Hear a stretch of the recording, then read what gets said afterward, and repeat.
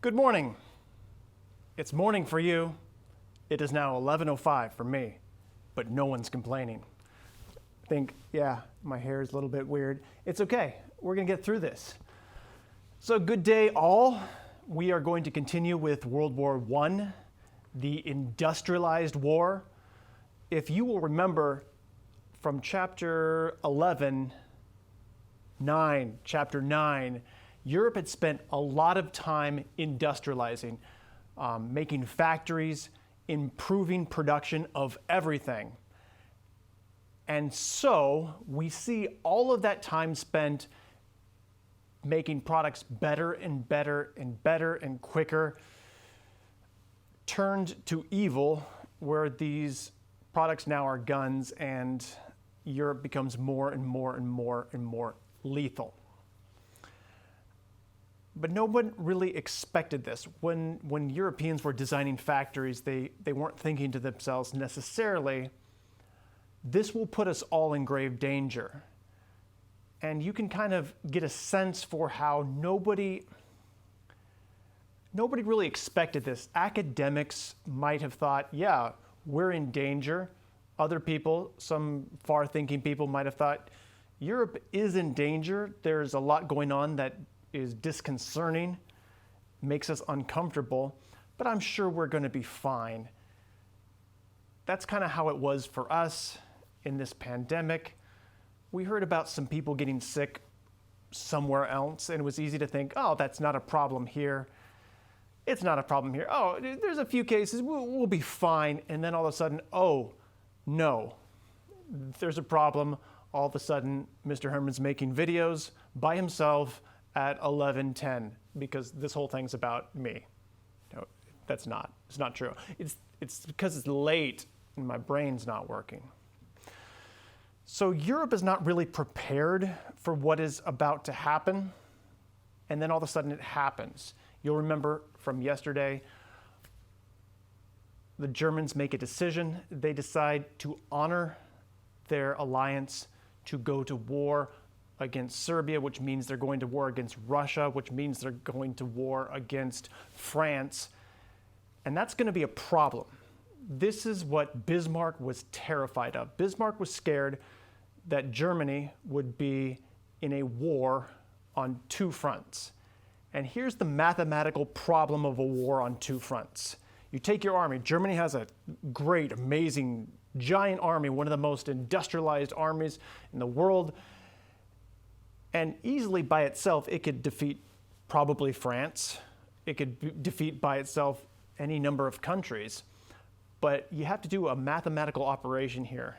Stay with me. I know math is challenging for some people, but I know you all can do this. You put one of them fraction bars. You take the biggest army, put a fraction bar here, and under it, you put a 2. And that 2 takes whatever you had up here and just cuts it in half. Now, is half of your military able to defeat France? That's not something that Bismarck ever wanted to find out. But thanks to Kaiser Wilhelm II blowing up the treaty with Russia, they get to find that out. Kaiser Wilhelm, though, is a little bit confident. He thinks he can fix this problem. He doesn't have to go to war with both countries at the same time. You can go at different times, right? Let's take it to the map. So I'm right now standing up in Russia, and I'm, just so you know, I can't see where I'm pointing, so I'm guessing. So you have Russia, I'm sure, right up here.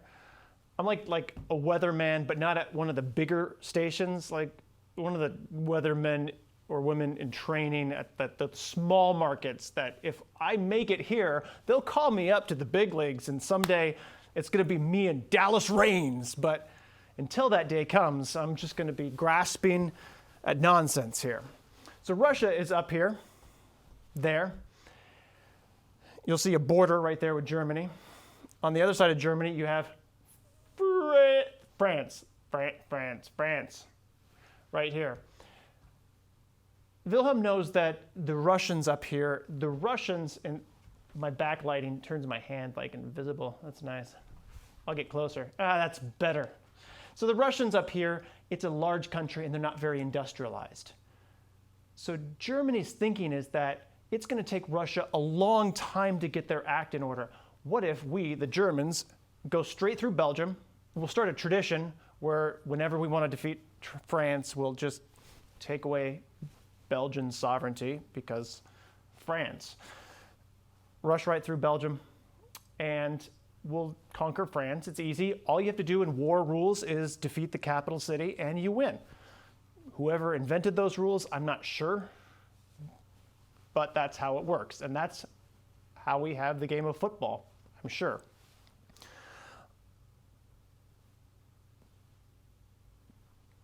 It feels right.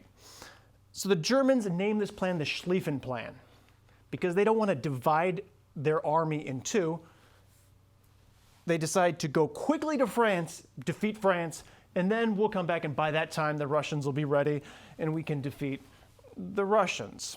So the Schlieffen Plan takes the German military through Belgium into Paris, and the Parisians look out of their window and they see the fog of war. They smell the smoke, and they know that it's a matter of maybe hours, maybe days before the German army floods into Paris and they are no longer in control of their destinies.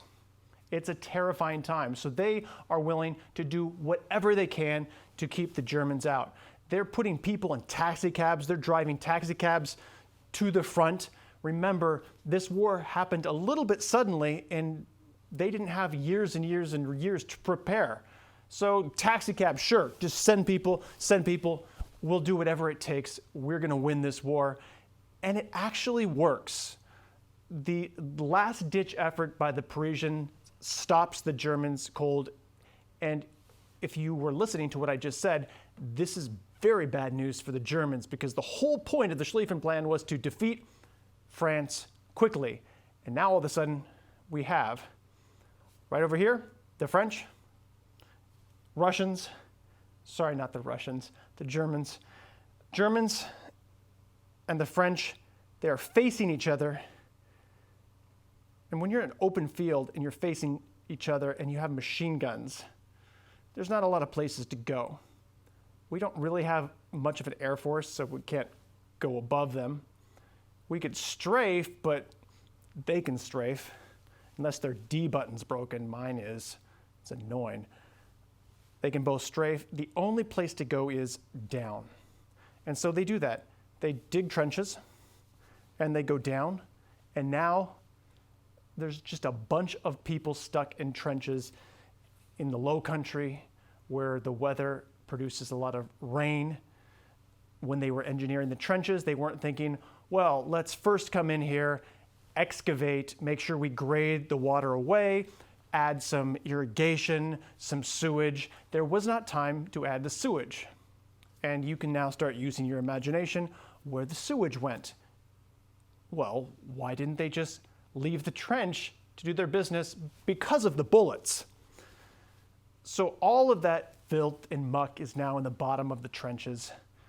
Every so often, there's a battle cry and one trench pops their head up and tries to go attack the other trench, and then the machine guns drive them back. And again, back to the industrialization. Remember what Europe was doing in the whole 19th century is they're building up their mechanized power. More and more factories, more and more industry. In effect, what they're doing is just making the killing much, much more efficient than it ever has been in the past. You'll remember the advantage that the Europeans had in the 19th and early 20th century in Africa was machine guns. Before this, the people of Africa, remember Africa, continent, not a country.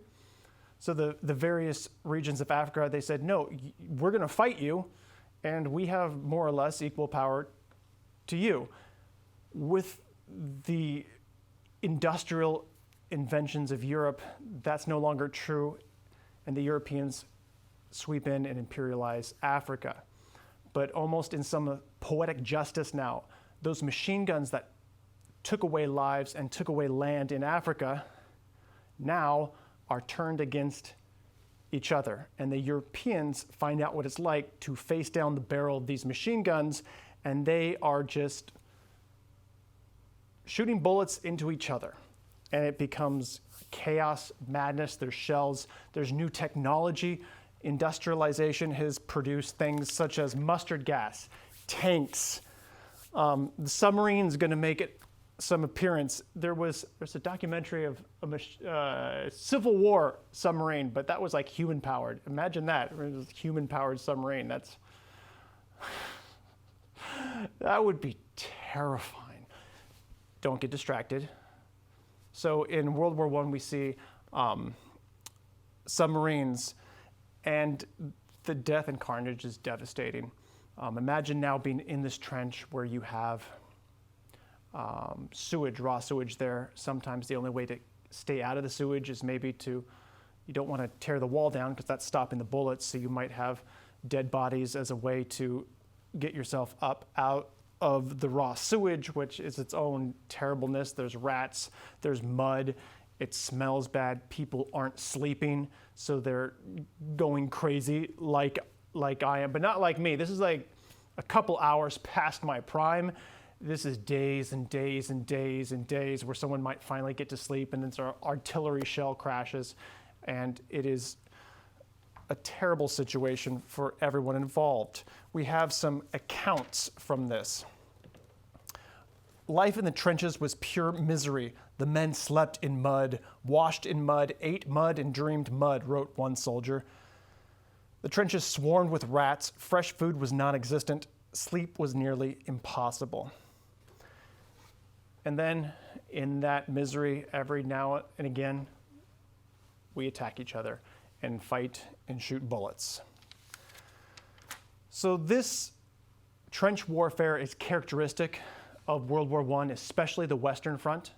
The Western Front being this one, right between Germany and France, right there. A lot of trenches, and this type of warfare yields very little territory gains, lots of death. It doesn't really achieve that much. Then on the Eastern Front, the Germans, once the French drove them down to the trenches, they took a lot of half of their military, hightailed it over to Russia because they knew the Russians would eventually get their act together and would bring their war to Germany. So now Germany is stuck in a war on two fronts. And there is trench warfare in the East. It's not just the West. There is trench warfare in the East, but when we think of trench warfare, it's usually indicative of the Western Front. The Russian war effort is a little bit different. Germany is more industrial. They have more industry than Russia does. You'll remember that Russia was not able to industrialize as well. There's less free enterprise. They still had serfdom until very late, and the czars basically said to the nobles, yeah, your serfs are now factory workers. And this lack of incentive-based free enterprise distribution of wealth limits their economy severely. And this economy that was already facing very difficult life, the proletariat, the working class of Russia, who have a terrible situation in life and had earlier complained to the Tsar and been killed in 1905, where their protest, the palace guards opened fire on the protests. So the people already have a really bad life. They are now watching their Tsar take them to war. So you have a bad life? Well, we're going to go to war against, let's see. Let's go to war against Japan. Oh, we lost that war. Our bad.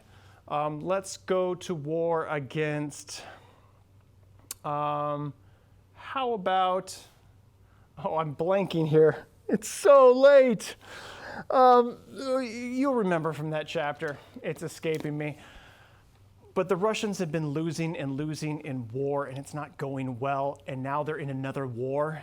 And this war is devastating. Think of a conveyor belt of just Russian people. The only advantage Russia has in World War I is just humans, population. And they just keep sending people to their death. And that's the only way they're staying in the battle against the Germans. And the Russian people are seeing this. They're wondering why they're in the war to begin with. And the people are thinking, maybe we should not be in this war, which is going to open the door to a whole Russian revolution. We'll talk about that after this chapter. So, the war is not going well. There's a huge, incredible loss of life due to the industrialization of this war. And we continue to see people getting involved. We see the Ottomans get involved, Japan get involved. There's a war. We want to get in on that. We want to join the winning side because what does the winner get? The spoils of war. So we start to see Japan join in. We'll see China join in. A lot of people are getting in because they know colonies are up for grabs and the winner's going to get some colonies. So more and more people join in. And for those countries that maybe are not looking to get colonies, there's the colonies themselves. If Britain and France are at war against Germany, Britain's colonies, France's colonies, Germany's colonies are also fighting this war. So everybody's fighting. It's a world war thanks to, well, we have Europe to thank for this because they have produced imperialism, which has brought in all the colonies of the world. They've industrialized the war process so that not only is everybody involved, but everybody has a much better chance of dying. And it's just a terrible situation until the 30s come along and say, hold my soda. So anyway, it's 11:22. I'm going to leave you. I'm going to go to sleep now in the trenches. Stay well. Take care. See you later.